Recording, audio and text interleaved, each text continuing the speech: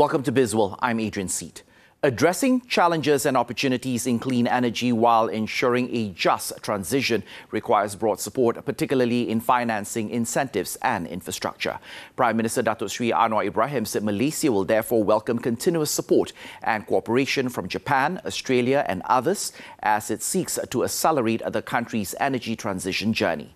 He said this in his remarks at the Asia Zero Emission Community AZAC Leaders Meeting in Tokyo. On its own, Malaysia will continue to pivot on practical solutions that drive progress, balancing climate ambition, sustainability and economic growth.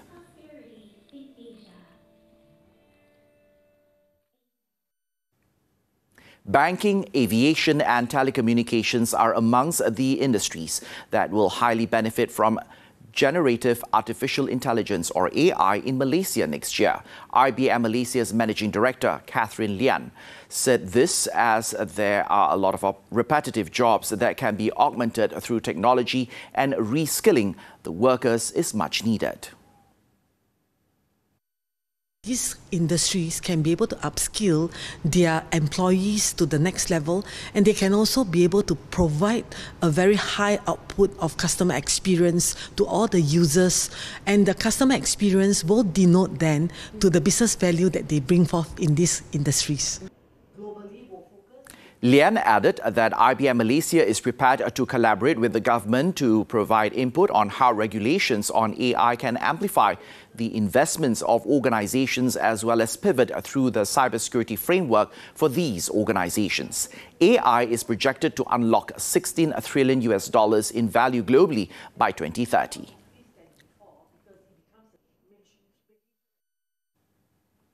Foreign investors became net buyers of domestic equities last week after briefly net selling the week prior, with a total of 143.4 million ringgit of net buying compared to the net selling of 276.4 million ringgit previously.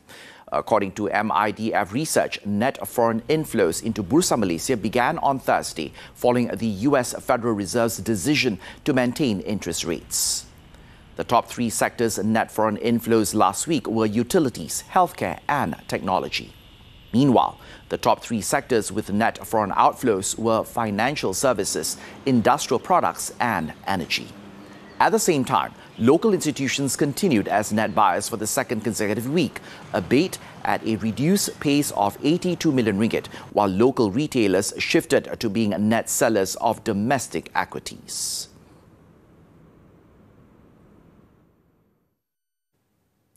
Singapore's exports returned to growth for the first time in more than a year, although it was hardly a sign of recovery in external demand. Official data released on Monday revealed that non-oil domestic exports grew by 1% in November, falling short of the median expectation for a 1.5% gain in a Bloomberg survey. The expansion was primarily attributed to a low base from the year-ago period. Non-oil domestic products to the top markets as a whole declined in November, with falling shipments to Taiwan, the bulk of the European Union and Indonesia dragging down the overall figures. And that's all the time we have for Bizworld. I'm Adrian Seet. Thank you for investing your time with us and stay tuned to TV3.